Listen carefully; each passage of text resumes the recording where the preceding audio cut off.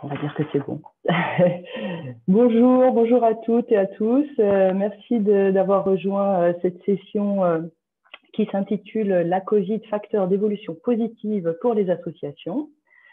Je suis Anne Fusset, en charge à SIDAction de la coordination des programmes internationaux. J'animerai cette session. Alors, je tiens d'abord à souligner le point d'interrogation qui ponctue le titre de cette session. Qui en est peut-être l'élément le plus important, tant il semble d'un premier abord peut-être aberrant de vouloir trouver des aspects positifs à cette crise brutale qui dure depuis plus d'1 an. Au-delà des effets directement liés à la maladie, à ces mesures de prévention également, la Covid a aussi eu un impact sur l'ensemble des systèmes de santé, sur la prévention, le dépistage et la prise en charge du VIH et des autres pathologies. Ces effets délétères ont déjà été largement évoqués partout depuis des mois et ici même depuis le début de cette convention. Nous n'y reviendrons pas ici, pas complètement en tout cas. Et sans vouloir prendre une posture de bisounours, on souhaitait quand même tenter de faire un pas de côté pour explorer ce qui pourrait être mis pour une fois au crédit et plus seulement au débit de cette crise. La professeure Françoise Barré-Sinoussi a évoqué en plénière d'ouverture la formidable dynamique de la recherche vaccinale, dont bénéficiera peut-être la recherche sur le vaccin contre le virus VIH. Nous évoquerons ici plutôt les dynamiques associatives qui sont nées de cette crise. Donc, les intervenants et intervenantes qui vont prendre la parole cet après-midi vont tenter de mettre en évidence certains de ces effets positifs, avec plein de guillemets encore une fois, qu'ils, elles, ont pu tirer de leurs expériences durant cette crise, que ce soit en tant qu'acteurs ou actrices de terrain pour la prévention et la prise en charge. Nous aurons ainsi les interventions de Giovanna Rincon pour Accept Testé et Samir Baroualia pour Basiliade. Que ce soit en tant que partenaire technique et financier, avec Annabelle Pringot pour Solidarité SIDA et la plateforme ELSA, ou en tant qu'observatrice du milieu communautaire avec Blandine Villa pour notamment l'étude Corafmob. Nous réserverons un temps de questions à la fin de chaque intervention, donc n'hésitez pas à poser vos questions via le module interactivité qui doit se trouver à droite de votre écran sur la plateforme de diffusion de cette convention. Vos questions seront sélectionnées et transmises par ma chère collègue Olivia Silla, qui assure la médiation avec cette zone de questions-réponses. N'hésitez pas en revanche dans vos questions peut-être à poser le nom de l'intervenant qui est concerné par cette question, ça nous aidera aussi à faire le tri. Je vais laisser la parole à une première intervenante, Giovanna Rincon, qui est directrice de l'association Accept Testé. À toi, Giovanna. Merci beaucoup, Anne. Bonjour à tous et toutes. Je vais faire le partage de ma présentation et on va mettre un diaporama. Est-ce que c'est bon? Donc, merci beaucoup et c'est un vrai plaisir d'être parmi vous pour cette Convention nationale des SIDAction 2021 dans une approche évidemment virtuelle comme on le voit très bien. Parler des côtés positifs de l'épidémie COVID vis-à-vis d'une population étrangère qui avant l'épidémie était déjà victime de multiples facteurs d'exclusion, des facteurs de pauvreté très importants et des multiples facteurs d'exclusion, ça peut être contradictoire, mais en revanche, nous, dans notre association, on a décidé de résilier de façon communautaire et de démontrer que face aux épidémies, évidemment, il y avait des possibilités de faire évoluer les choses et les pratiques. Donc, ma présentation va être faite en 3 temps. Dans son première, je vais vous expliquer qui est Accept Testé et qu'est-ce qu'il faisait avant l'épidémie. Et dans un deuxième temps, rapidement, ce qu'on a mis en place comme innovation pour pouvoir nous adapter aux conséquences précédentes et aussi à l'épidémie. Et dans un dernier temps, d'évoquer aussi les opportunités qui nous pensons qui sont exceptionnelles, mais qu'il faudra vraiment étudier comme pouvoir évidemment les pérenniser.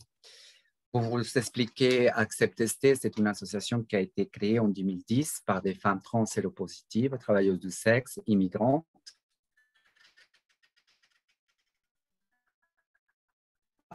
Nous sommes aujourd'hui une association pour réaliser des tests rapides de VIH, hépatite C et syphilis dans notre association.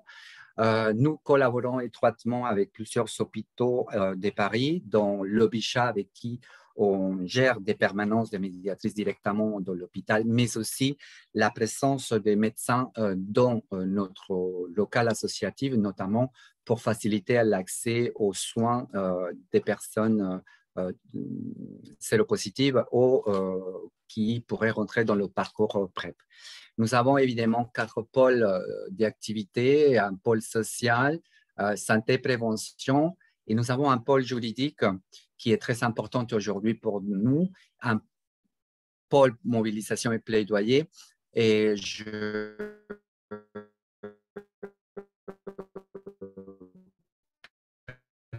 précise à partir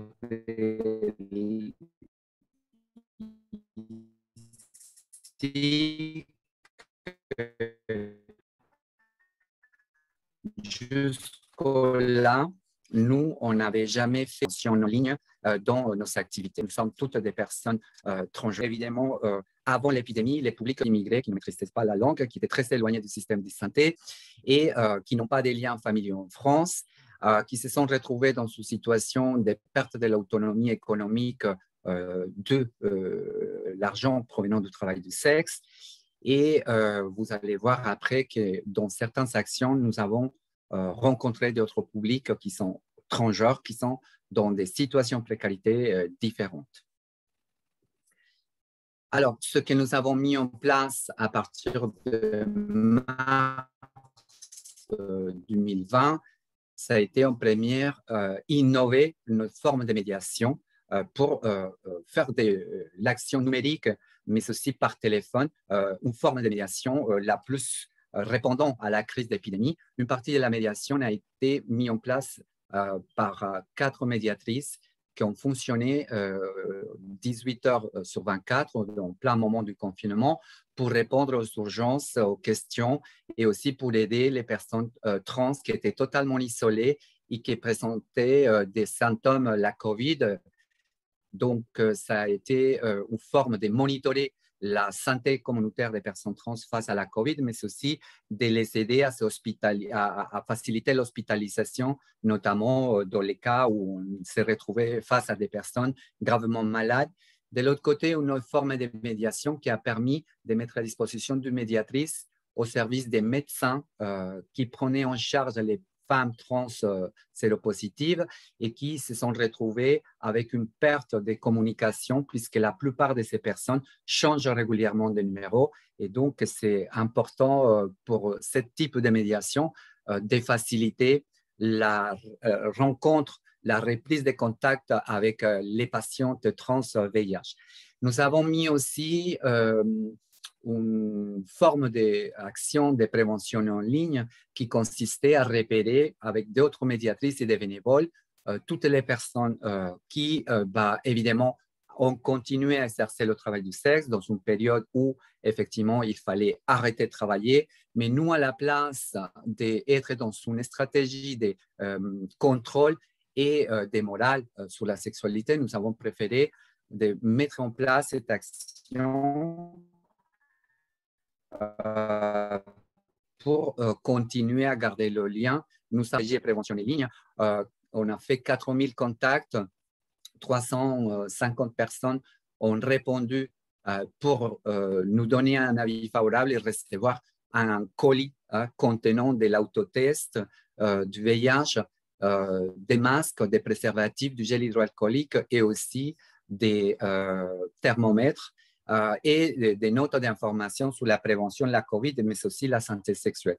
Nous avons reçu pas mal de retours aussi sur des personnes séropositifs, 4 cas positifs que nous avons orientés vers les services de soins et nous avons orienté avec cette stratégie beaucoup de personnes vers la PrEP.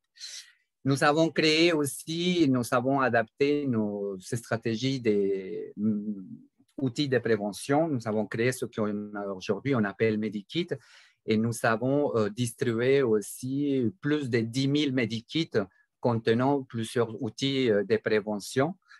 Nous avons mis en place aussi une pharmacie communautaire en plein moment de l'épidémie, en avril 2020, puisque beaucoup de personnes trans travailleuses du sexe se sont retrouvées bloquées à l'étranger, en Europe, mais aussi dans leur pays d'origine. Il faut savoir que c'est la période où beaucoup de personnes rentrent dans leur pays pour les vacances, les fêtes, et donc beaucoup se sont retrouvés sans traitement antirétroviraux. Cette pharmacie communautaire, évidemment, on a su la gérer en respectant évidemment les critères nécessaires pour pouvoir donner des médicaments aux personnes, envoyer des médicaments à personnes. Et je rappelle à quel point la proximité entre la communauté ou une association communautaire, mais aussi les services de santé est important pour pouvoir faciliter l'accès à médicaments pour les personnes. Aujourd'hui, à ce moment-là, en avril, nous avons dû développer évidemment l'hébergement pour les personnes trans qui se sont retrouvées beaucoup expulsés de leur lieu d'habitation par manque de paiement, à savoir que nous avons créé une plateforme intracommunautaire qui nous a permis d'obtenir plus de 30 appartements gratuitement. Ils ont été mis à disposition des personnes trans. Nous avons aussi payé plus de 3 000 nuits d'hôtel et nous avons aussi participé le paiement des loyers au moins 300 personnes trans qui risquaient aussi de se faire expulser de leur lieu d'habitation, des appartements autonomes.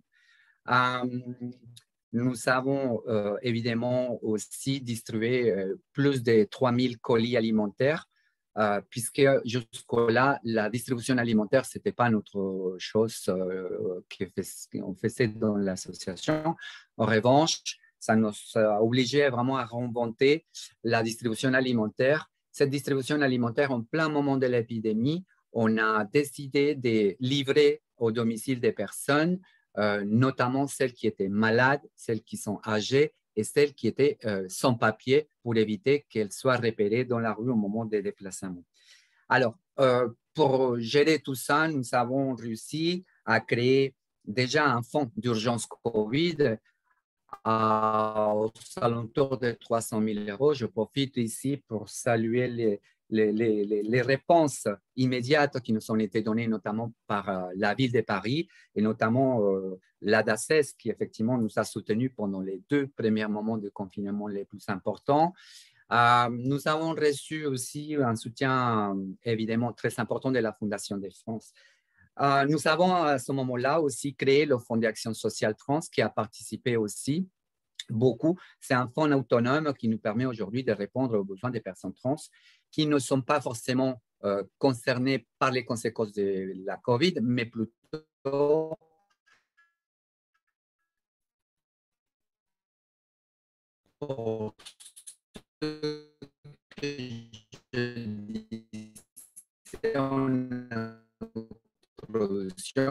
victimes de pauvreté causée par la transphobie. Alors, en réalité, aujourd'hui, ce que nous pensons qui est très important, étant donné que qui dit pauvreté dit évidemment à être stabilisé dans un lieu d'hébergement. Nous avons vu se révéler davantage avec la crise de la COVID. Pour vous expliquer et vous donner un exemple, pendant l'épidémie, nous avons réussi à rentrer en communication et à travailler avec un hôtel qui est en un état pas très bon, mais qui coûtait très peu. Et nous avons réussi à héberger dans cet hôtel pas mal de personnes trans. Aujourd'hui, nous sommes dans une stratégie avec la ville de Paris pour voir si on peut évidemment pérenniser la reprise de cette offre d'hébergement en prenant cet hôtel en gestion, évidemment en faisant des travaux nécessaires qu'il faut et voir comment nous pouvons devenir un service médico-social et aussi d'hébergement mais en gardant cette autonomie communautaire pour pouvoir gérer vraiment de façon très autonome sans tomber sur le truc de devenir un prestataire de services de l'État. Cette nécessité de l'hébergement nous paraît extrêmement fondamentale parce qu'aujourd'hui, la question d'héberger une personne trans dans tous les dispositifs d'hébergement de droit commun reste encore un tabou, un problème, et on ne sait pas où placer les personnes, si par rapport au genre, si par rapport à leur apparence, si par rapport à l'état civil. Donc, pour nous, ça représente un enjeu majeur aujourd'hui face aux conséquences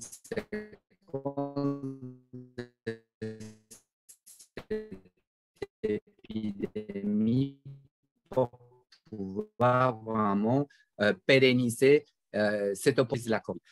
La question de beaucoup des rapports, des rencontres, et notamment tarifées ou pas, sont aujourd'hui devenues une réalité virtuelle. Les rencontres se sont davantage réalisées par Internet, et le fait d'avoir obtenu des résultats si importants avec cette stratégie que nous avons mis en place aujourd'hui, on pense qu'évidemment, pérenniser cette stratégie communautaire, ces actions autriches numériques de prévention représentent vraiment un enjeu potentiellement favorable pour la lutte contre le sida et contre la COVID aussi. Nous pensons qu'on a besoin d'argent et des moyens techniques aussi, des formations davantage pour pouvoir pérenniser cette stratégie. Et évidemment, on rappelle à quel point, dans la stratégie santé sexuelle 2017 à 2030, rien n'a été préconisé ni conçu sur ces stratégies-là. Et je pense qu'aujourd'hui, la nécessité de revoir, de réactualiser face à la COVID cette stratégie est une nécessité absolue. Et puis, nous savons que la COVID a exacerbé l'implantation de cette espèce de télémédecine, de téléconsultation, des rendez-vous virtuels qui se sont improvisés presque de façon artisanale. Et nous avons fait la preuve de pouvoir démontrer qu'effectivement, l'intervention, l'expérience d'une association de terrain était fondamentale face aux épidémies. Or, on sait très bien que tout ce qui relève des téléconsultations, télémédecine aux santé, rien n'a été associé vis-à-vis des associations de santé communautaire. Nous savons qu'aujourd'hui, il y a une implantation totalement à sens unilatéral, et nous pensons que c'est l'occasion pour rappeler à quel point, si on souhaite développer des stratégies numériques vis-à-vis de la télémédecine, la nécessité de commencer à réfléchir comment on peut éviter d'éloigner ou de faire des patients perdus de vue avec ces stratégies, il faut absolument que les associations puissent être associées à revoir et réactualiser aussi les méthodes, puisque la COVID nous rappelle à quel point, sans notre intervention, ça va être très difficile de maintenir les personnes dans une qualité de vie, dans une qualité de soins vraiment comme on le souhaite.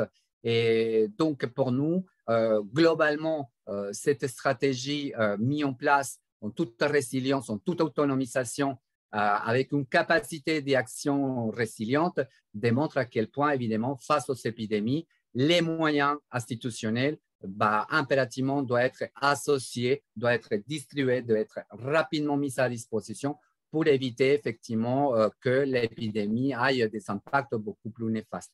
Je rappelle que quand nous avons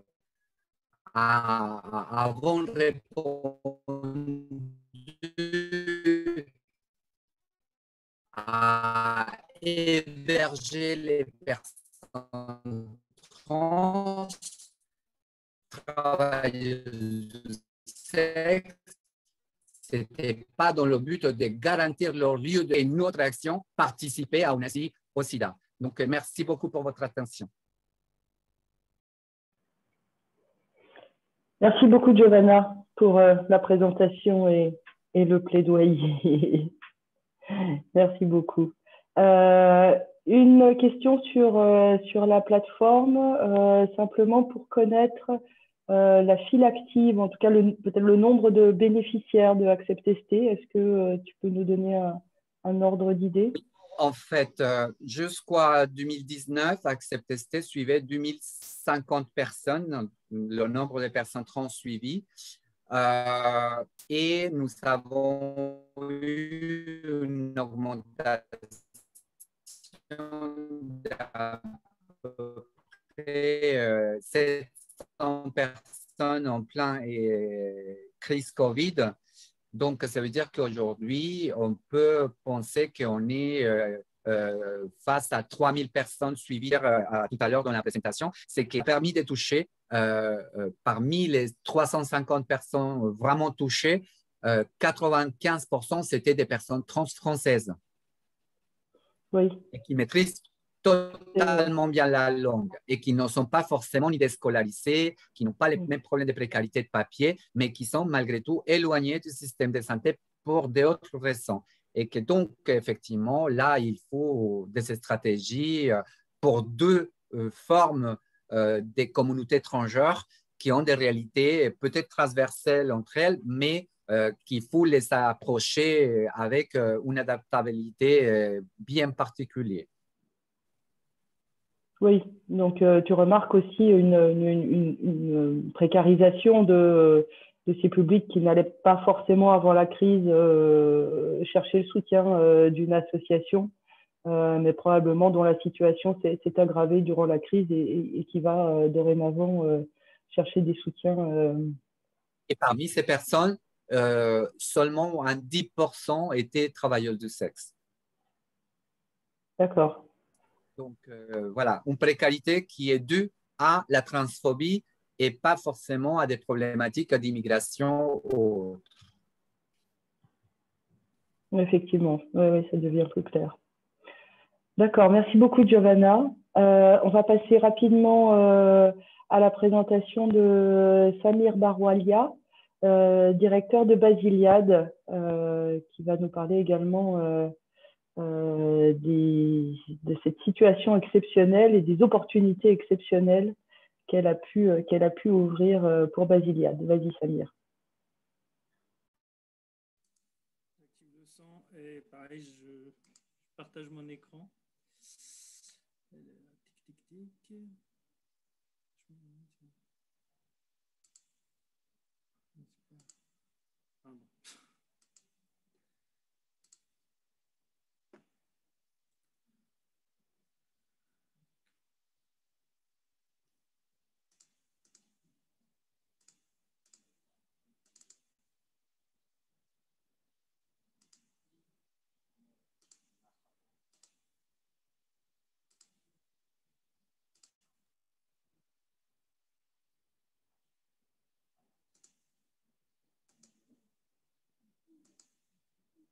Est-ce que tout le monde voit ma présentation? Alors, on voit encore la diapo suivante. Okay. Super. Bon. Je suis vraiment désolé du coup sur ce problème technique, mais peut-être qu'on va essayer de faire... Écoute, c'est pas grave, on va faire comme ça. On va oui. essayer de faire Okay. avec. Du coup, alors en effet, je remercie infiniment SIDAction de m'avoir donné cet honneur, en tout cas d'intervenir et d'échanger sur un aspect, j'allais dire entre guillemets, je te rejoins Anne là-dessus, entre guillemets positif de cette période exceptionnelle. Et dans cette période exceptionnelle, en effet, on a eu des opportunités exceptionnelles. Je voudrais juste mettre les éléments de contexte. Et en fait, le 17 mars, si je me rappelle bien, donc on a eu un discours présidentiel anxiogène qui parlait de guerre. Nous, on accompagne à Basiliade des personnes atteintes de maladies chroniques, et notamment le VIH, dans nos dispositifs sociaux, médico-sociaux, et que pour pas mal de ces personnes-là, en fait, ce mot guerre est venu un peu réveiller quelques traumatismes. En effet, les personnes qui ont fui leur pays qui étaient en guerre. Et donc, il y a eu ce climat anxiogène et un confinement le 17 mars, même si ça n'a pas été prononcé dans le discours présidentiel, mais ça a été dit par le ministre de l'Intérieur Castaner le lendemain, et le fait que ça soit dit par le ministre de l'Intérieur, c'était aussi quelque chose qui a angoissé beaucoup de personnes. Et puis, juste très rapidement, il y a eu l'instauration de la consultation médicale à distance, et puis les centaines de milliers de travailleurs qui se sont retrouvés sans travail. Je pense aux intérimaires, aux personnes qui n'étaient pas déclarées, les travailleurs et travailleuses du sexe, prostituées, et tout simplement les personnes qui n'étaient pas dans une situation administrative, j'allais dire, sécure, et donc du coup, ils se sont retrouvés sans revenus du jour au lendemain.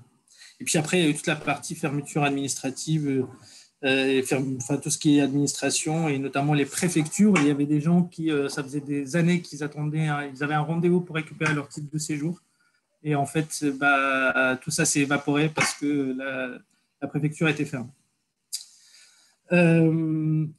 L'aggravation de la précarité est mise à mal l'observance des traitements, ça on l'a constaté très rapidement en fait. Donc on entendait parler aussi des personnes, enfin, des caissiers et des caissières qui sont décédés, qui ont attrapé le Covid et qui sont décédés.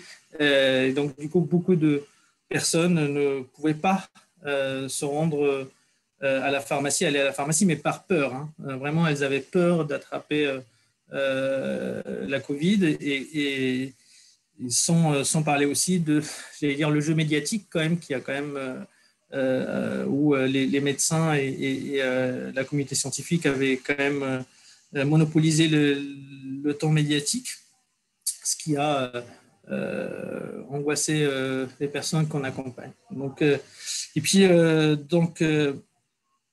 on a, à ce moment-là, on s'était dit qu'il fallait faire quelque chose entre nous, équipe, le bureau conduit par Didier Artaud, le président, Nicolas Bonlieu, le trésorier, et les bénévoles. Et on s'était dit, il faut qu'on fasse quelque chose. Et ce quelque chose-là, c'était tout sauf du chômage technique. Il fallait y aller. Il fallait faire fallait aller sur le terrain. Il fallait développer le aller vers. Donc, j'y reviendrai un peu plus tard. Et donc, on a rencontré des publics qui étaient exactement dans les angles morts comment on appelle ça, les dispositifs sociaux, médico-sociaux, de droit commun. Nous avons rencontré des publics LGBT, puis plus victimes d'agressions, qui étaient dans des foyers, qu'on dit des centres d'hébergement standards. Et donc, du coup, ces personnes-là étaient agressées parce qu'elles se sont retrouvées enfermées elles ne pouvaient même plus, j'allais dire, fuir, enfin partir un peu et puis revenir le soir juste pour dormir, par exemple. C'était H24, et donc elles ont reçu elles ont subi des agressions. Les foyers familiaux, c'est-à-dire des familles où les parents maltraitaient ces personnes-là H24. Et puis, il y a eu toute la fermeture des distributions alimentaires, où les personnes se rendaient pour justement récupérer des colis. Et puis après, voilà, je le disais dans le slide d'avant, sur la partie blocage des démarches administratives, notamment les titres de séjour, il y a eu l'AME qui s'était, pour la plupart, en fait, ça s'est arrêté. Donc, du coup, il y a eu un décret derrière qui a pu quand même prolonger. Les pharmaciens n'étaient pas au courant, donc il fallait quand même parfois, au tout début, il fallait à chaque fois quand on y allait, il fallait ou la personne, ou c'est nous qui y allions parce qu'on travaille avec des pharmacies, que ce soit l'infirmier, ou parfois qu'on y aille même avec le décret pour leur dire, écoutez, la personne a le droit à sa trithérapie, donc il faut y aller sur... donc voilà, où il y a le décret et tout ça. Donc voilà, un peu la précarité à ce moment-là, comment un peu impacter un peu l'observance des traitements et le bien-être en fait des personnes. Un premier constat qui ressortait à ce moment-là, c'est un peu un système de santé autocentré et un système médico-social, j'allais dire, sclérosé en fait, en quelque sorte. Un hôpital qui est coupé de la médecine de ville, il n'y avait pas de discussion, et d'ailleurs, si vous vous rappelez, il y avait des médecins qui disaient oui, mais tous les cabinets sont vides, il n'y a pas de discussion, l'annulation de plein de rendez-vous, et en fait, les personnes sont restées chez elles et des patients, en fait, du coup, elles n'ont pas pu bénéficier, même s'il y a eu la téléconsultation, il y avait énormément de personnes qui se sont retrouvées chez elles et coupées et de la médecine de ville et de l'hôpital. Et la médecine de ville, elle est coupée de l'hôpital. Et donc, du coup, même pour la discussion, à ce moment-là, on a constaté qu'en fait, qu'il n'y avait pas de coordination entre les médecins libéraux et l'hôpital. Et il y a un autre point où on a constaté aussi que l'État ne laissait que peu de place aux associations de terrain de patients.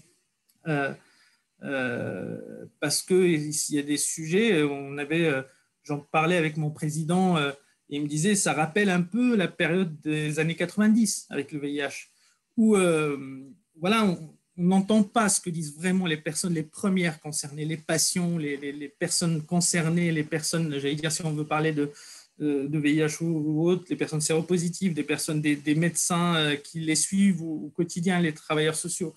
Et ça, à ce moment-là, je pense que c'était pour nous, en tout cas, pour moi, parce que c'est une crise inédite, c'est un constat vraiment amer. Et puis, il y a un rapport de prestation de services que l'État a instauré aussi, et notamment, je pense à l'Agence régionale de santé, avec des grosses associations ou des groupes.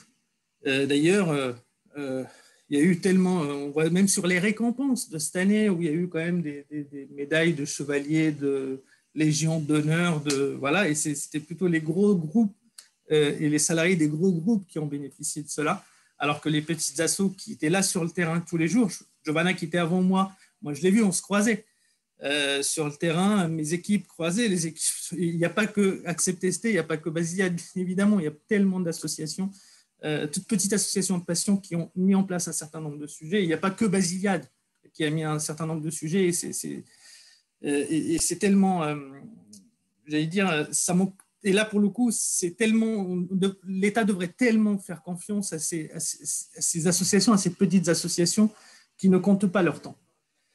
Et donc, quand je dis un système médico-social sclérosé, on manque d'inspiration, et en effet, on a peur en fait de développer l'aller vers. On appellera ça tout de suite une équipe mobile, je ne sais pas quoi. Il faudra qu'il y ait, mais je pense qu'on manque d'idées, on manque de courage, on manque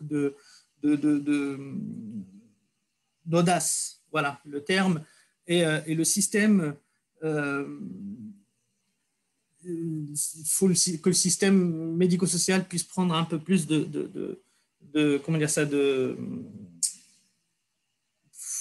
d'initiative et autres. Donc, du coup, pour cela, on avait mis un certain nombre de points. On a essayé d'essayer des choses. Voilà. Donc, en contexte exceptionnel, donc réponse exceptionnelle. Donc, sur les mobilisations, donc on a essayé de mettre en place toutes les énergies, donc professionnels, bénévoles, personnes accompagnées.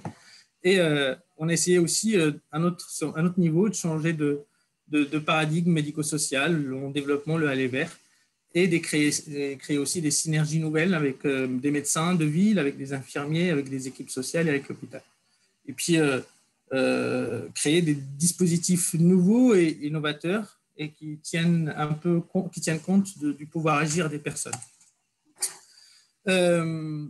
L'exemple Basiliade, donc la mise en place de l'opération Covivre, qui est lancée par un bénévole, une personne accompagnée et un salarié.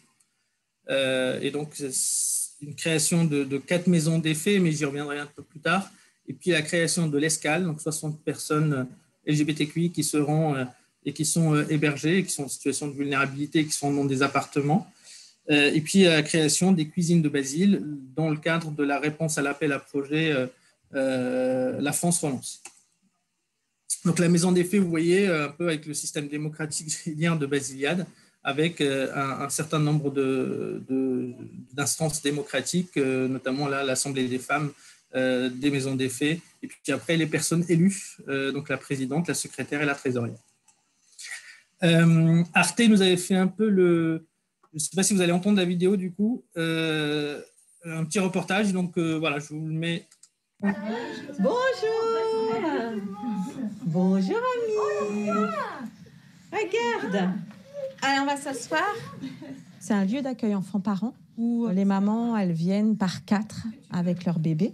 Ils ont tous entre 6 et 9 mois. Là, la maman de Kadiatou, elle a créé d'autres liens avec d'autres mamans pour les modes de garde, si elles ont besoin de sortir. Voilà, c'est déjà un pas. Un premier pas vers une nouvelle vie qui commence ici, à la Maison des Fées. Jusqu'à mars dernier, c'était un hôtel 3 étoiles. Et puis la pandémie est arrivée et les clients ont déserté. Désormais, 36 femmes, anciennement sans-abri, vivent ici avec leur bébé. On ouvre grand ses oreilles. Malika Boukenessi est la fée responsable des questions d'éducation. Elle travaille pour l'association Basiliade qui gère actuellement cet hôtel solidaire. Marthe et sa fille vivent à la Maison des Fées depuis 5 mois. Marthe vient du Cameroun. D'autres femmes sont originaires de Côte d'Ivoire, du Sénégal ou du Nigeria. Parmi nous, on parle déjà le français. Donc, il y a d'autres qui ne parlent pas forcément, mais on s'adapte à eux, de mieux les comprendre, de savoir ce qu'ils veulent. Et on s'entend très bien, super bien, et on n'est qu'une famille. Marthe veut nous montrer sa chambre. À son arrivée à Paris, il y a 2 ans, elle ne connaissait personne. Elle a rencontré un homme, est tombée enceinte, mais la relation a volé en éclats. Pas de travail, pas de papier, pas de logement. Heureusement, Marthe a trouvé refuge à la Maison des Fées. Avec tout ce qui se passe en ce moment, si on n'est pas en sécurité, on craint avec nos enfants. Donc, c'est normal que nous puissions avoir où il y a la sécurité et qu'on est rassuré, qu'on n'a pas peur. Assurer la sécurité et le bien-être matériel des pensionnaires de l'hôtel, c'est le job de Younes Idougui. Il faudra voir ce que tu as besoin, toi. Les petits pots que tu as besoin, les couches, quelle taille, le lait, quel âge. Comme ça, nous, on aura toujours du stock.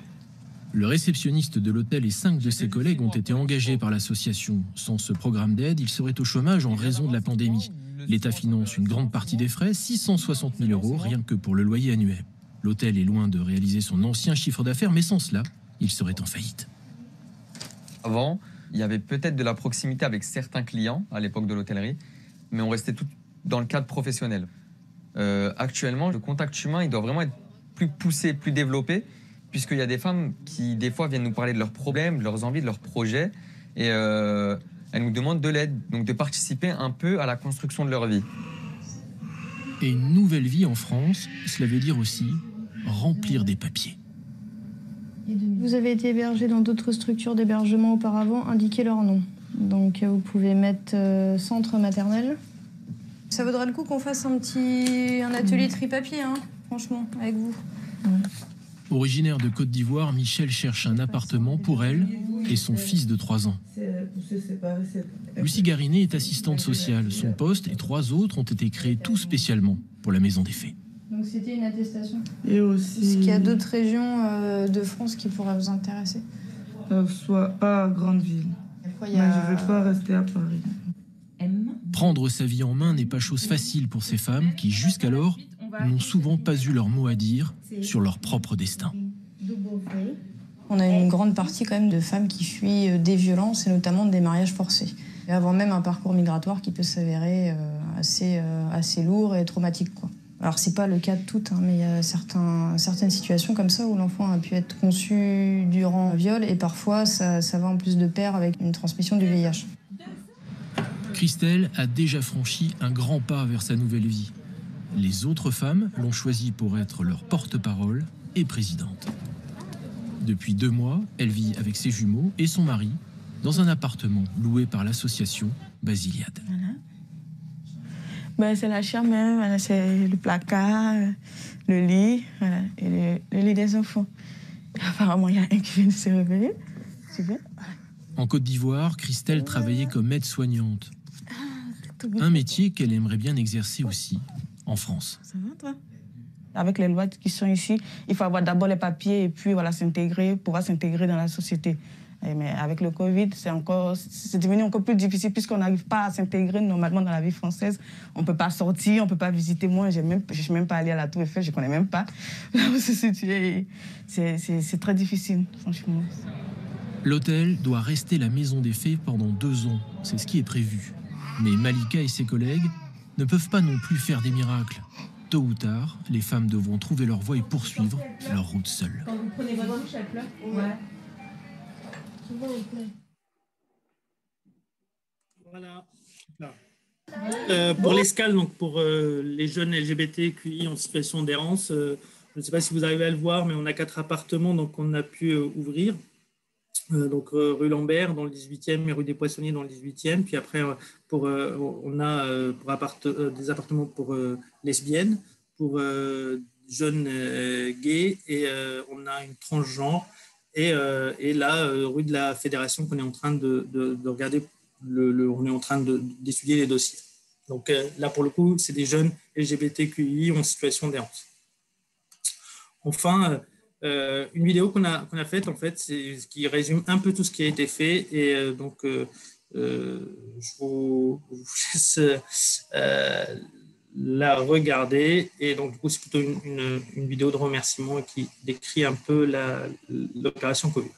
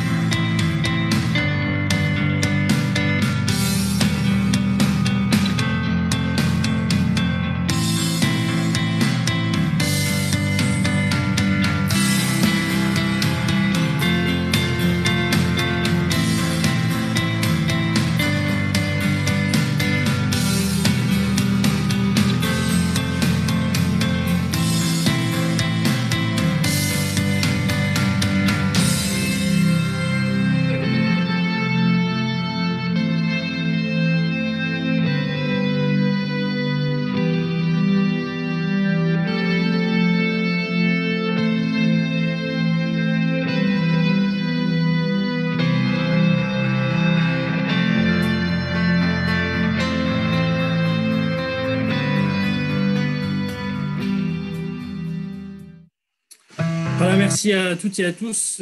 Vraiment, pardon si j'étais un peu long. Et n'oublions pas que le sida n'a pas dit ses derniers mots. Voilà, au revoir. Merci Samir. Bon, on a un petit peu dépassé le temps prévu, mais tout va bien. On est encore dans les problèmes techniques. C'est ça, ça doit être ça. On a quand même une petite question pour toi. Ça concernait les hébergements escales. Est-ce que la création de ces maisons a été prévue avant la crise Covid ? La création était prévue parce que Basiliade a voulu travailler avec l'École Normale Sup et le HESS sur une recherche-action qu'on avait entamée en fin 2018-2019 pour justement essayer de mettre en place un certain nombre d'études sur les jeunes LGBT en situation d'errance ou en situation de pauvreté. Et donc, du coup, il y avait un volet action qui était prévu pour 2022. Et les choses ont été accélérées par la Covid.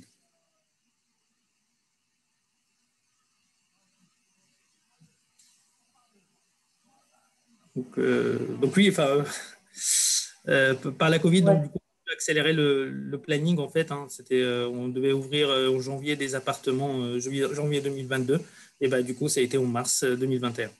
On est un peu en avance sur le calendrier de un an. D'accord, donc il y a effectivement des financements exceptionnels qui ont pu être débloqués en lien avec cette crise.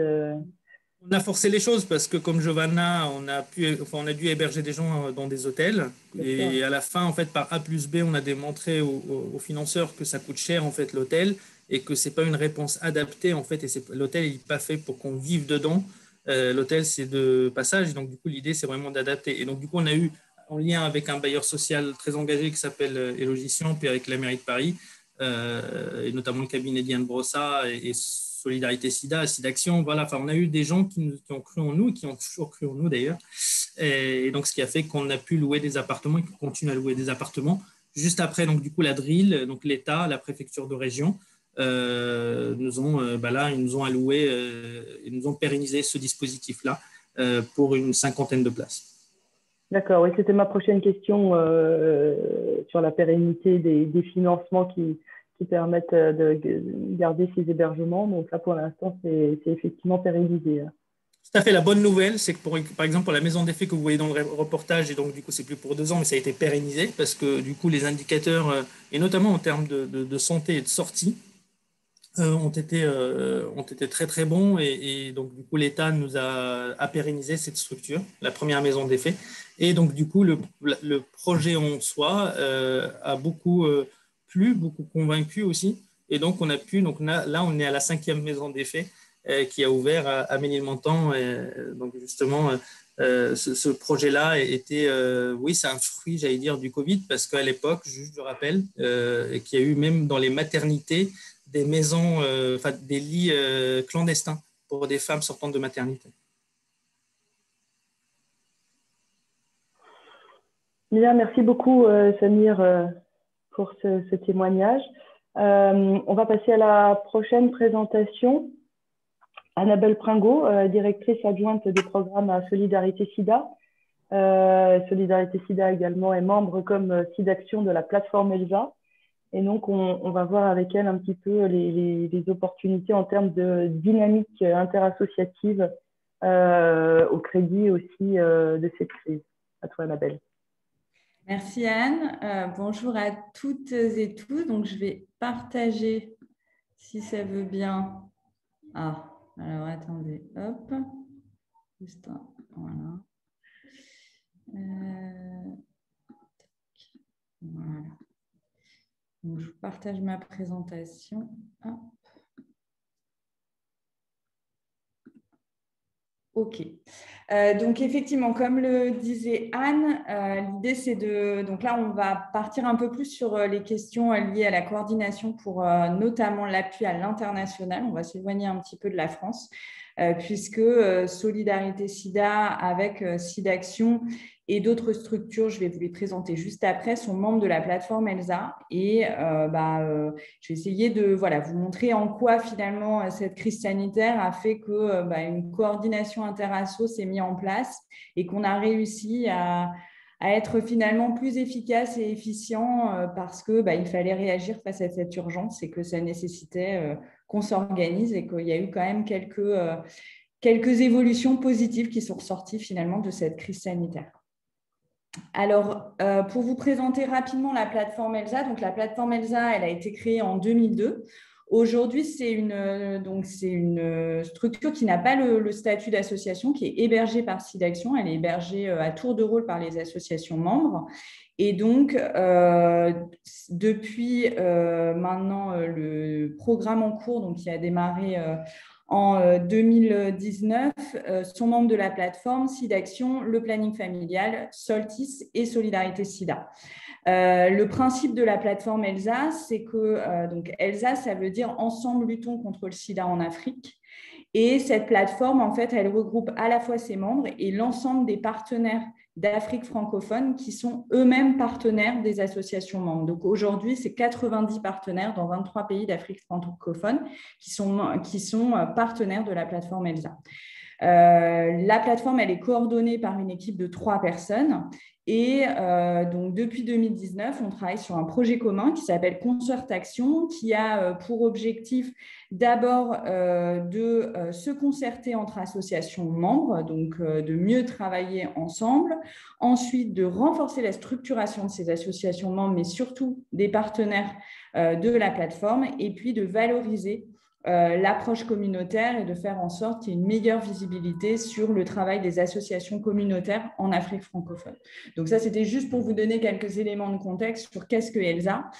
Et donc, il faut savoir que ces associations membres de ELSA, elles se réunissent au sein d'un comité exécutif et que donc c'est au titre de membres de ce CE que j'interviens, et notamment parce que c'est au sein de ce CE que s'est mis en place tout ce travail de coordination au moment de la réponse à la crise. Donc, effectivement, finalement, cette crise sanitaire, elle a permis en fait un renforcement de la synergie entre les associations membres, puisque dès le début du premier confinement, il y a eu en fait, il s'avérait qu'une semaine après l'annonce de confinement du président Macron, le CE d'Elsa se réunissait et donc très vite on s'est dit bon là on est face à une situation exceptionnelle, donc il va falloir qu'on s'organise, et donc on s'est mis un peu en mode d'urgence comme savent le faire d'autres organisations. Nous, c'est pas forcément notre métier dans nos associations de lutte contre le sida, mais l'idée c'était de se dire voilà, on doit s'organiser, se coordonner entre nous. Donc cette cellule de crise, elle s'est mise en place du coup dès la mi-mars, et elle a permis en fait d'organiser le travail entre les associations membres et surtout de faire en sorte que les remontées d'informations et le suivi des partenaires puissent se faire de la façon la plus coordonnée possible. Le principe, c'était de se dire, d'une part, on doit comprendre les difficultés dans les pays dans lesquels interviennent nos partenaires, et d'autre part, on doit savoir ce qui se passe chez nos partenaires sans pour autant multiplier les communications, multiplier les canaux, faire des doublons entre nous, parce qu'il faut qu'on aille vite et il faut qu'on soit un support pour nos partenaires et pas être simplement des demandeurs d'informations qui les sollicitent tous les 2 jours avec les mêmes questions, parce qu'on savait que ça ne serait pas efficace et que ça ne les aiderait pas. Il faut savoir qu'en plus, au sein de la plateforme ELSA, Solidarité Sida et SIDAction ont un statut à la fois de partenaires, mais aussi de bailleurs pour les partenaires africains. Et donc, l'idée, c'était aussi de se dire, comment aussi, dans notre rôle de bailleur, on se coordonne pour travailler à aider au mieux ses partenaires. Donc, c'est passé par plusieurs volets. Pour vous donner un peu un exemple, donc, il y a eu des outils très bêtes qui se sont mis en place avec des tableaux partagés. On a découvert que les Google Docs, ça fonctionnait entre plusieurs structures et que c'était très, très pratique pour partager de l'info. Et donc, très vite, c'est 25 personnes des équipes internationales des associations membres qui se sont mis à partager leurs infos, à consolider leurs infos dans des outils communs pour être en capacité de très vite comprendre ce qui se passait sur place. Les appels aux partenaires se sont mis en place aussi de façon coordonnée. Donc, entre SIDAction et Solidarité Sida, on a très vite défini un certain nombre de créneaux avec nos partenaires en se disant tous les partenaires qu'on a en commun, on les appelle ensemble, on ne multiplie pas les communications et on fait en sorte d'avoir une remontée d'informations consolidée entre nous. Et puis, il y a au sein de la plateforme ELSA, il y a un outil qui s'appelle le centre de ressources. Le principe du centre de ressources, c'est de pouvoir, en fait, pour les membres et les partenaires, accéder à toutes sortes de documentation sur la lutte contre le sida et la santé sexuelle et reproductive. Et donc, ce qui s'est mis en place très vite, c'est qu'il y a un comité, on va dire, de lecture accélérée qui s'est constitué autour de la responsable communication de la plateforme ELSA pour être en capacité de proposer aux partenaires des documents qui leur permettent de fabriquer un masque aux normes AFNOR, être capable de faire une solution chlorée quand on n'a pas de gel hydroalcoolique, comprendre les enjeux Covid et VIH pour les patients, etc. Le but était vraiment de faire en sorte de leur donner le maximum de support pour les aider à répondre aux besoins de leurs bénéficiaires et à leurs besoins, puisque dans ces pays, parce que l'Europe s'est mise en confinement, globalement l'Afrique s'est mise en confinement, même s'il y avait beaucoup moins de cas. Et donc tout s'est arrêté aussi chez eux avec les difficultés finalement que décrivaient Giovanna et Samir, c'est-à-dire des difficultés similaires. C'est comment on fait pour continuer à accompagner notre file active quand tout s'arrête, et en plus dans des pays où beaucoup des personnes accompagnées travaillent dans les secteurs informels, donc du jour au lendemain, elles n'avaient plus d'emploi et donc elles étaient dans des situations d'extrême vulnérabilité. Et donc, pour compléter cet accompagnement, on a également mis en place un système de mutualisation des moyens entre Solidarité Sida et SIDAction. Je vous le disais, on est aussi des bailleurs de ces partenaires. Et donc, l'idée, ça a été de se dire, tous les partenaires qu'on accompagne, nos 2 associations accompagnent, on fait le point avec eux et on s'assure de ne pas faire de doublons de financement sur leurs besoins Covid. L'idée étant de se dire qu'il faut maximiser l'utilisation des fonds que nous avons pour répondre à cette crise sanitaire pour que chaque euro soit bien utilisé et que si un partenaire est soutenu par SIDAction à 100%, et bien, du coup, Solidarité SIDA ne le soutient pas, il va soutenir un autre partenaire et comme ça permet de multiplier les moyens d'action et de soutien et de faire en sorte de répondre au maximum de besoins qu'ils rencontraient sur le terrain. En plus de ça, il y a dans finalement les succès un peu issus de cette crise, même si c'est peut-être un peu gênant de parler succès, mais en fait, ce travail justement de basculer en mode urgence a fait que il y a de nouveaux schémas qui ont émergé et notamment, ça nous a permis de nous rapprocher en fait des ONG d'urgence en santé. Donc là, c'est un travail qui a été mené par Solidarité SIDA, qui était ensuite remonté à la plateforme ELSA.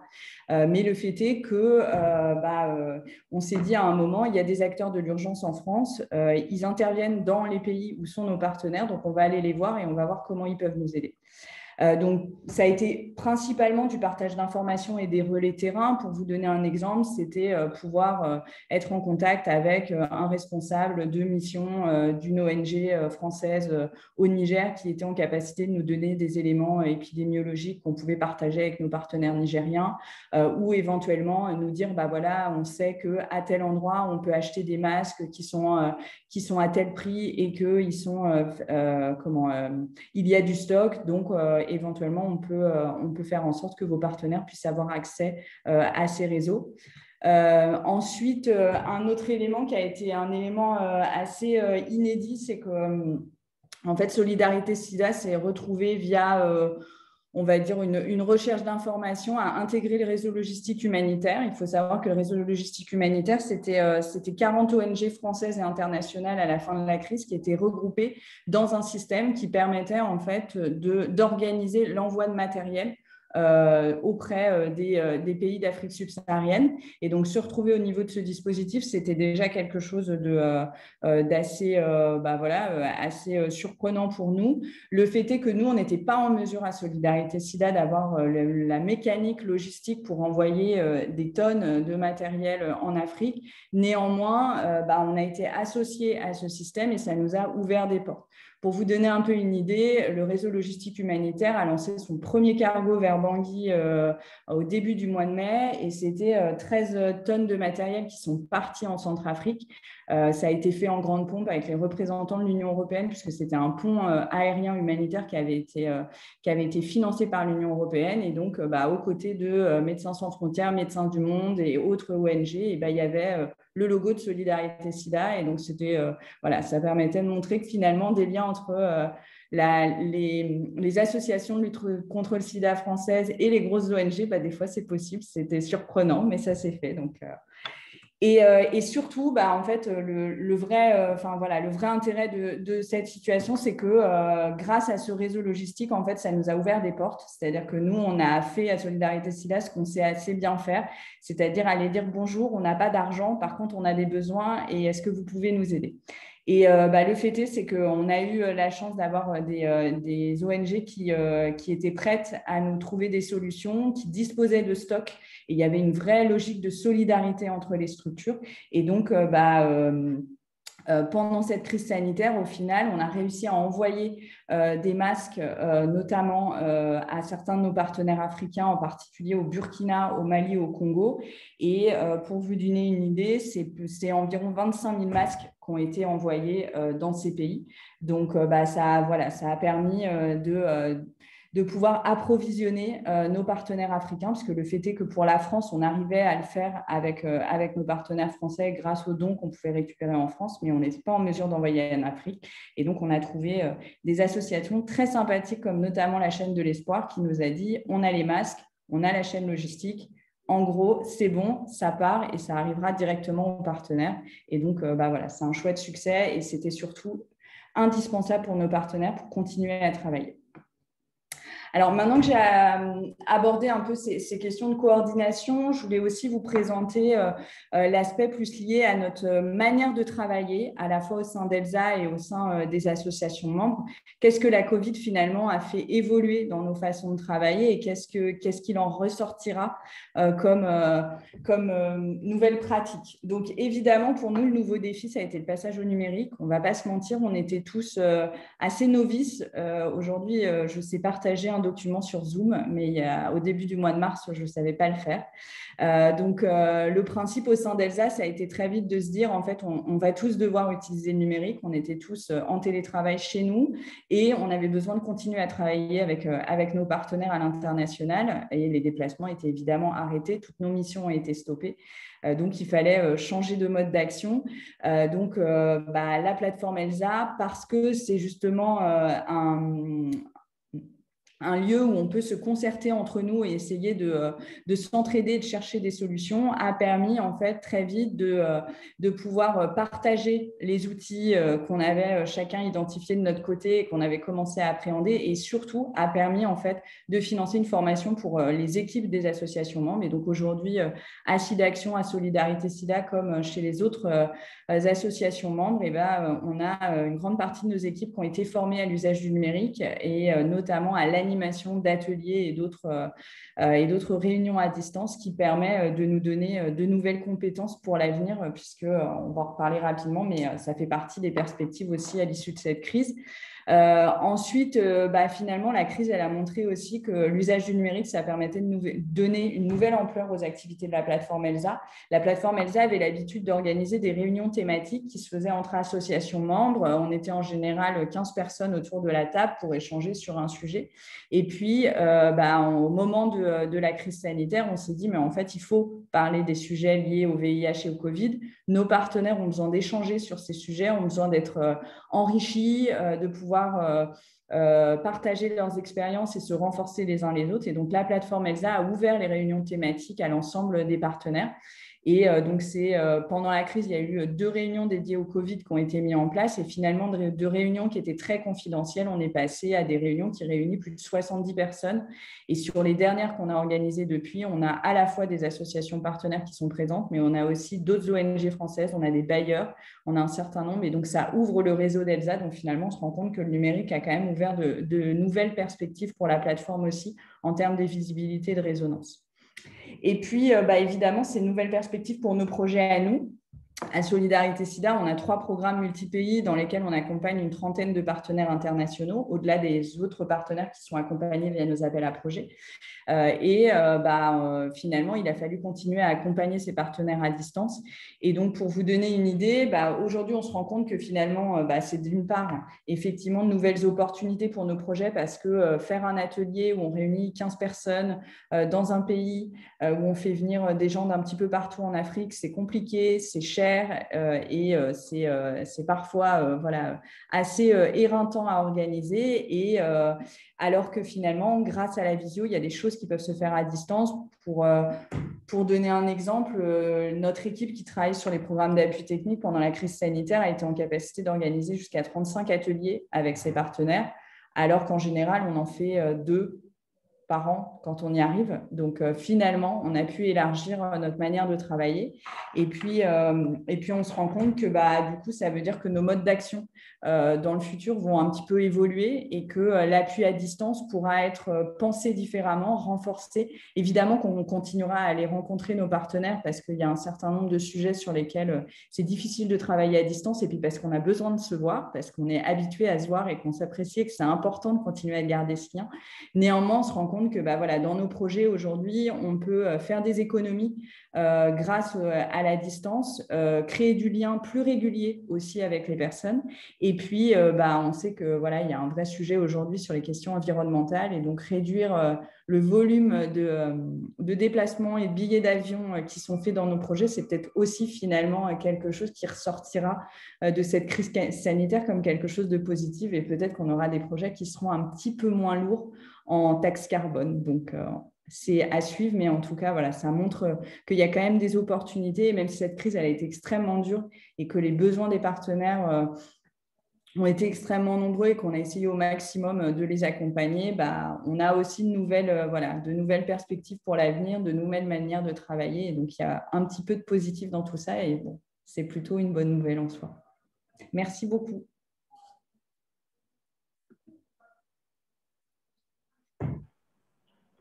Merci Annabelle. Alors, en effet, un petit peu de positif. Je vous propose de passer directement à la dernière intervention de Blandine Villa. Je ne vous cache pas qu'on a pris un petit peu de retard sur les interventions. Blandine Villa est chercheuse en anthropologie. Elle est à l'Institut de recherche en sciences de la santé à Ouagadougou et elle est investigatrice dans une recherche en cours sur la participation communautaire à la riposte contre le Covid-19 au Burkina Faso. Alors, je vais partager de suite son point.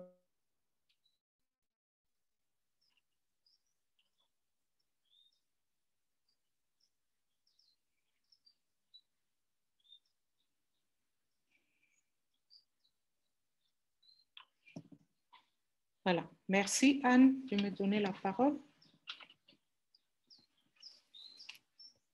Effectivement, je vais vous parler maintenant je vais vous inviter maintenant à nous pencher ensemble sur le rôle des associations dans la riposte Covid au niveau des pays.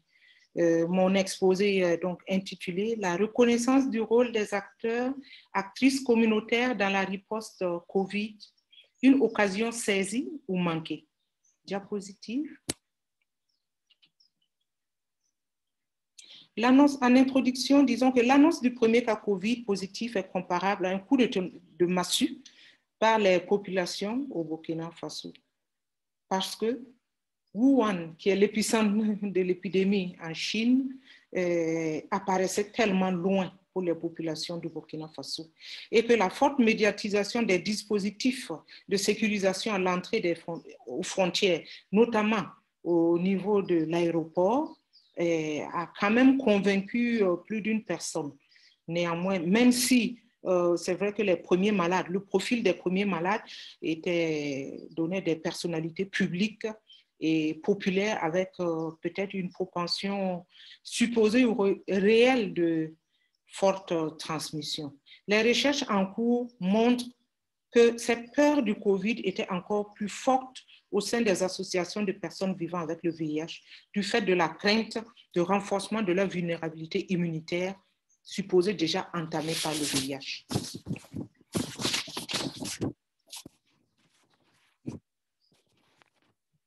Cette peur initiale du Covid va susciter des actions de prévention interne dans ces associations et que nous avons relevées en 4 points. Le premier point, c'est l'organisation du suivi des membres, qu'ils soient des cas suspects, des cas contacts ou des cas positifs Covid.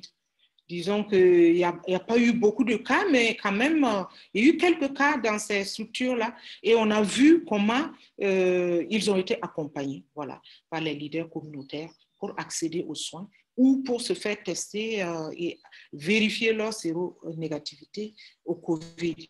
Le deuxième point de ces actions communautaires est la formation et la sensibilisation de leurs membres sur les mesures barrières. Donc, ces formations étaient systématiquement organisées dans toutes ces structures-là parce qu'on pensait que les membres avaient un risque plus grand que le reste de la population. Voilà. Il y a, dans un troisième temps, la mise en place de dispositifs de prévention dans les locaux de ces structures-là. Et effectivement, quand on arrive dans ces structures, à l'entrée, on a le lave-mains. Dans les bureaux, on a les gels hydroalcooliques. Et quand il y a des rencontres, on a la distanciation physique. Et plus que la distanciation physique, les rencontres qui n'étaient pas indispensables étaient supprimées à la faveur de réunions virtuelles sur Internet et les réseaux sociaux. Et le dernier point de ces dispositifs au sein de ces associations, c'est leur réorganisation pour l'accès aux ARV de leurs membres en situation de quarantaine des villes. Ici, nous n'avons pas eu le confinement en tant que tel, nous avons eu la quarantaine de certaines villes, des villes touchées. Et dans cette quarantaine, voilà, les transports interurbains, voilà, étaient arrêtés. Or, il y a des gens qui devaient passer d'une ville à l'autre pour chercher leurs antirétroviraux. Il fallait trouver des stratégies et il a fallu utiliser des transports en commun, des transports publics. Il a fallu aussi des fois utiliser, quand la circulation est totalement arrêtée, utiliser les missions des services de l'État, comme la gendarmerie qui se déplace, voilà, ou utiliser des autorisations spéciales pour permettre à des membres associatifs en véhicule ou motorisés, voilà, de faire ces distances-là pour aller dispenser les ARV. Ou encore, on a vu des situations où ces membres associatifs prenaient des risques, c'est-à-dire en utilisant des pistes, parce qu'ils n'avaient pas eu le temps d'avoir les autorisations, l'autre était en rupture d'ARV, donc ils ont utilisé même des pistes en prenant des risques pour permettre cet accès aux ARV. De faire tout cela a permis aux communautaires d'avoir une longueur d'avance dans la connaissance du phénomène COVID et de comprendre que les porteurs du VIH n'étaient nullement, de fait, de leur séropositivité, plus vulnérables que d'autres au risque d'infection COVID. Passer cette peur, les acteurs communautaires vont avoir un autre regard sur le COVID et envisager maintenant la possibilité d'initier des actions de soutien à la riposte nationale. Les données de cette présentation sont issues de l'étude CORAC-MOB ANRS COV 26 intitulée Mobilisation communautaire et enjeux socio-sanitaires face au COVID-19 au Burkina Faso, au Sénégal. Cette étude, je vous le rappelle, est toujours en cours. Voilà, diapositive. Dans un premier temps, voilà, de mars, début du premier cas COVID, à mi-juin, juillet à peu près, voilà.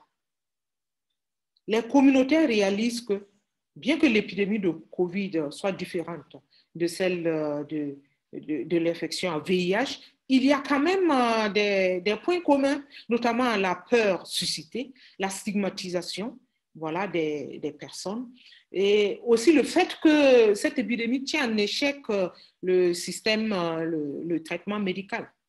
Donc, déduit que l'expérience de la lutte contre le COVID pouvait nécessiter aussi leur expérience acquise, leur expertise acquise en matière de lutte contre le VIH. Nous voyons alors l'initiation d'actions de sensibilisation et de soutien externe aux associations sur fonds propres.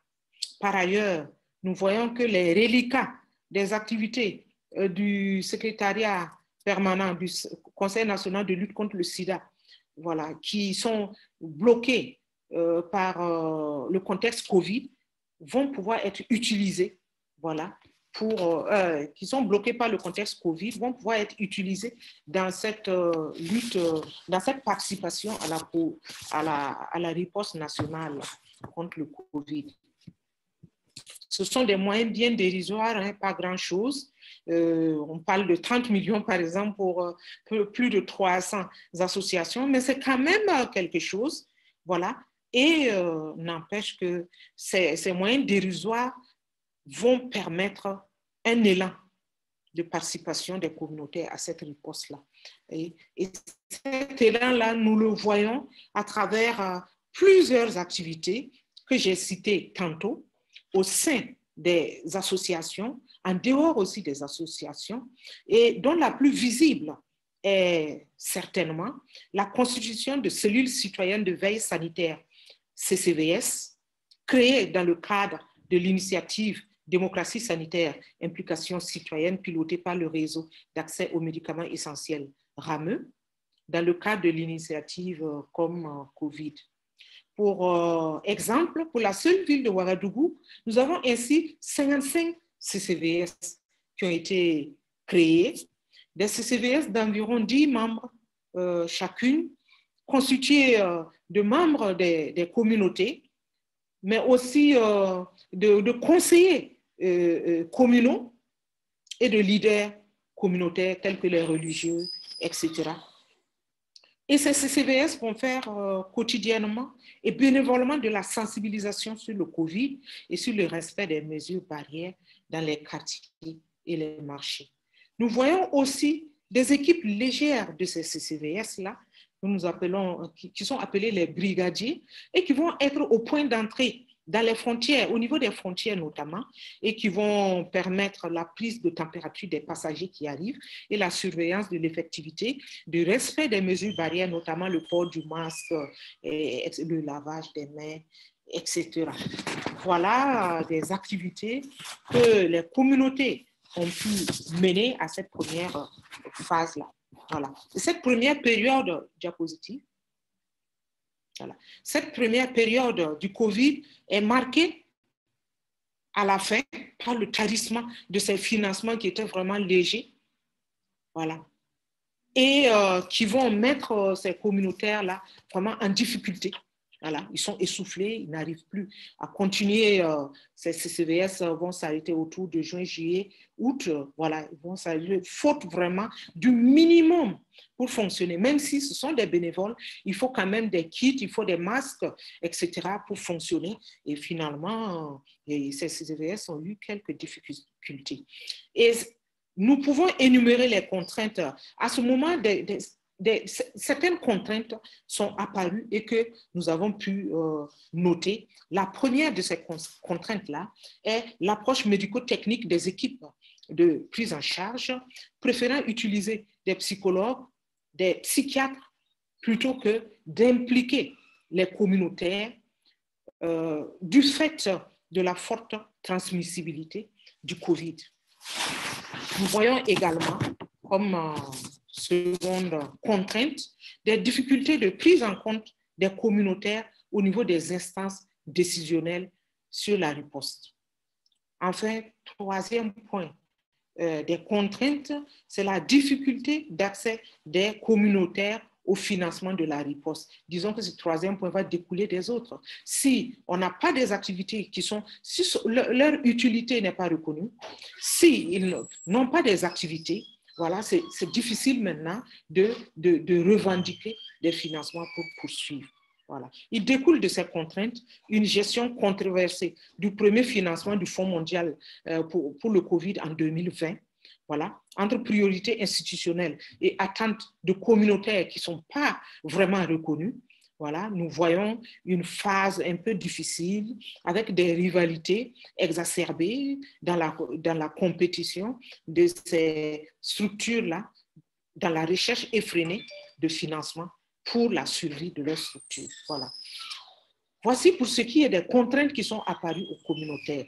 Face à ces contraintes, nous voyons qu'il y a aussi des opportunités, ou disons plutôt que ces contraintes ont été converties en opportunités par les communautés, par les communautaires. Voilà. Et donc, parce que ces contraintes ont permis aux communautaires de comprendre qu'il est nécessaire pour eux de resserrer les liens pour s'imposer aux médicaux et aux institutionnels du ministère de la Santé qui ne reconnaissent pas leur place, qui ne voient pas leur utilité dans cette riposte-là. Voilà. Et c'est ainsi que le Covid va donner du sang neuf aux associations VIH. Comme quoi, c'est vraiment quand on a des problèmes communs que l'on se met ensemble pour lutter. Les actions des structures fêtières de ces communautaires VIH va permettre la recherche de financement. Et cette recherche de financement, initiée depuis le début du Covid, va commencer à payer. Et les causes de ces communautaires-là vont être de mieux en mieux entendues dans les sphères de décision du Covid. Et c'est ainsi que, non, pardon, est-ce qu'on peut revenir à la dia précédente? Voilà. Le Covid donne ainsi du sang neuf aux organisations qui se réinventent à travers l'effet stimulant du contexte Covid sur l'activisme associatif, à travers la mise en valeur de l'expertise communautaire dans la riposte Covid, à travers les nouvelles opportunités d'accès au financement versus et la baisse d'intérêt pour les activités du VIH du fait de la baisse des prévalences. Diapositive. Voilà. Nous arrivons à un deuxième temps de l'implication des organisations à base communautaire dans les stratégies. Et ce deuxième temps est marqué par est marqué dans le temps à la fin 2020 et au début de 2021. Il peut être synthétisé en 5 points.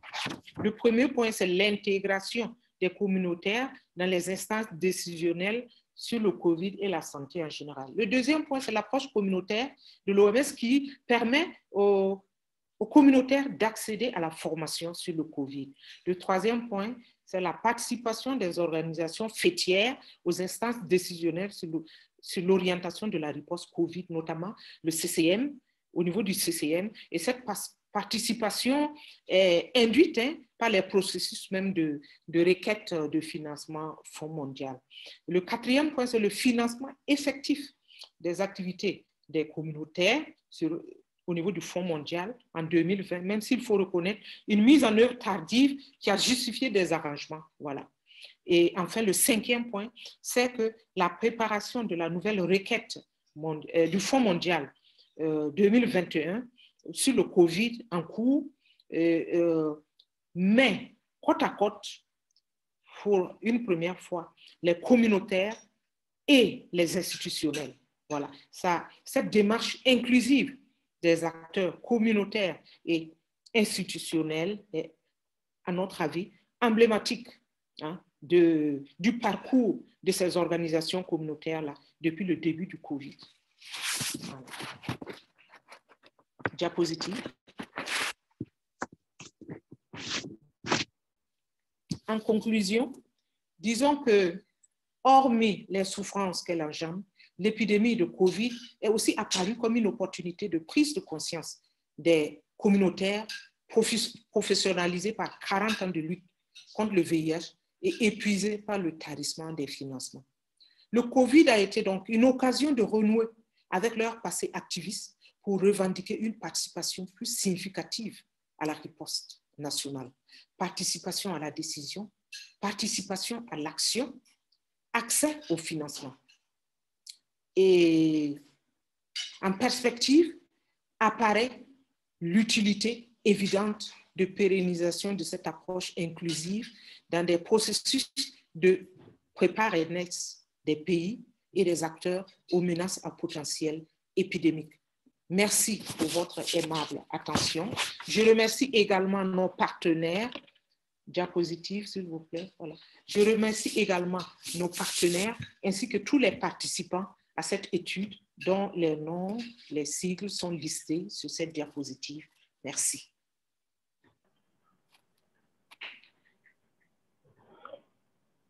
Merci Blandine, merci beaucoup. Alors, il ne nous reste pas beaucoup de temps, mais on a quand même le temps pour une petite question qui a été posée sur la plateforme. Je ne sais pas exactement à qui elle s'adresse, mais elle me donne envie de la poser peut-être à Giovanna et Blandine, bien que les contextes soient extrêmement différents. La question qui est posée, c'est comment effectivement permettre l'intégration des communautaires dans les nouveaux processus, on va dire, de santé numérique, de consultation à distance, de e-santé, etc. Alors, Blandine, peut-être d'abord, tu peux nous dire si c'est quelque chose qui se développe en Afrique de l'Ouest et si oui, est-ce que les associations ont déjà réfléchi à comment s'intégrer pour continuer à pouvoir faire la médiation entre les patients et les médecins et continuer à pouvoir faire l'accompagnement, notamment l'éducation thérapeutique, etc., dans le cadre de dispositifs à distance. Et puis après, Giovanna aussi, tu pourras peut-être nous en dire un mot, parce que je sais que c'est quelque chose, voilà, des questions que vous vous posez, en tout cas, il n'y a pas forcément de réponse encore. Mais vas-y, Blandine, déjà, est-ce que c'est quelque chose qui se développe? Merci pour cette question. En fait, sur le terrain, nous ne voyons pas de dispositif de santé et par numérique pour le moment. Mais il faut dire que les communautaires, je ne sais pas si je l'ai dit dans la présentation, en fait, avec le Covid, ont appris à utiliser vraiment les réseaux sociaux, l'Internet, mais aussi ils savent maintenant avoir des communications, des réunions avec ces réseaux-là. Utilisent de plus en plus le système numérique, voilà, pour communiquer. De ce fait, accompagner un processus de santé numérique me paraît tout à fait possible, du fait que les communautaires, ils ont développé aussi au début de l'épidémie, ils ont eu quelques rares cas de personnes qui ont été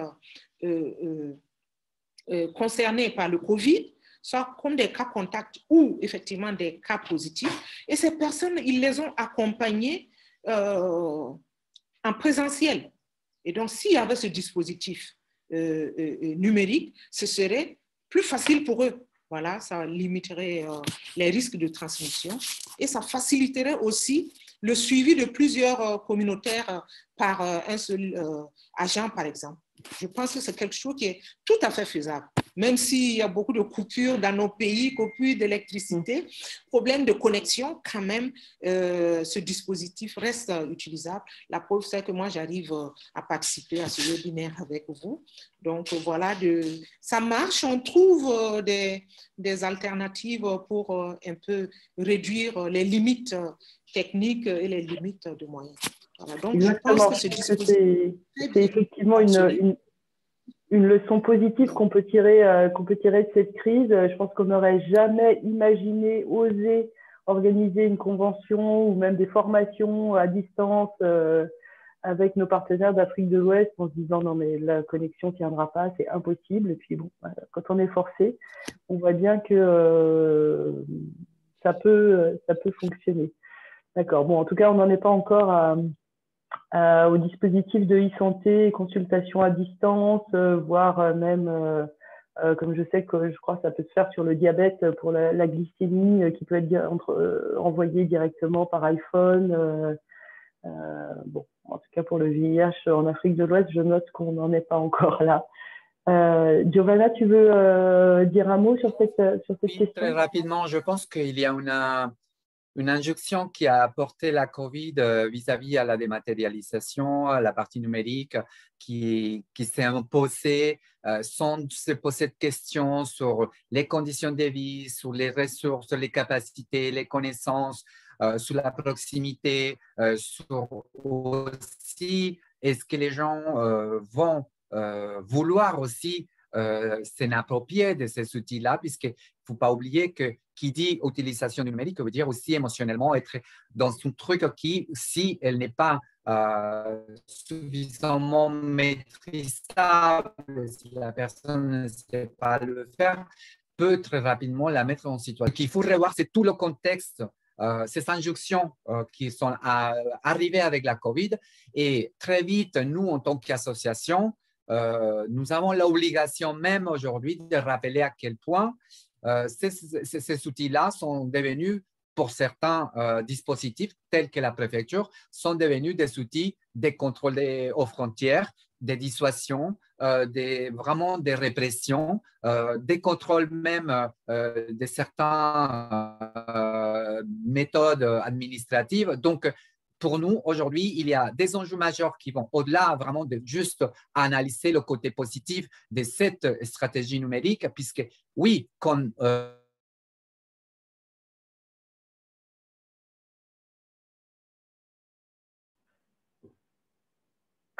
peur qu'on ait perdu Giovanna. J'ai l'impression qu'on a déjà perdu Blandine. Bon, on a réussi à tenir jusque-là. Il est l'heure de clôturer en même temps, de clore. Dommage. Bon, je crois qu'on a compris l'idée. Hein. On n'a pas complètement réussi à tenir le fil. Ah, Giovanna revient. Non. Bon, désolé Giovanna, j'allais conclure. J'ai l'impression que ta connexion nous a lâchés. Celle de Blandine aussi. T'as plus le son. Attends, je ne peux pas faire. On ne t'entend plus, tu as coupé le son. Ah, okay. Bon, désolé, on va... Non, juste pour finir, je voulais dire, restons attentifs en tant qu'association. Vous m'entendez? D'accord, ça marche. Carrément. Bon, merci beaucoup. Merci à toutes et tous, en tout cas pour vos interventions. Je crois qu'on a bien réussi à ne pas faire une session bisounours. Hein. On est bien, on n'a pas fait que du positif, même si on a quand même réussi à tirer des fils et surtout en espérant que voilà, les bonnes choses qui sont sorties de cette crise puissent être pérennisées, répliquées et qu'on puisse voilà, continuer à tirer les leçons de la lutte contre le VIH, dans la lutte contre d'autres pandémies et puis nous aussi pouvoir améliorer nos pratiques et nos stratégies et être mieux intégrés, si possible, aussi dans les systèmes de santé nationaux et dans les stratégies nationales. Voilà. Merci à toutes et tous. On rend l'antenne. Et à demain à 14 h pour la suite de cette formidable convention. Bonne soirée.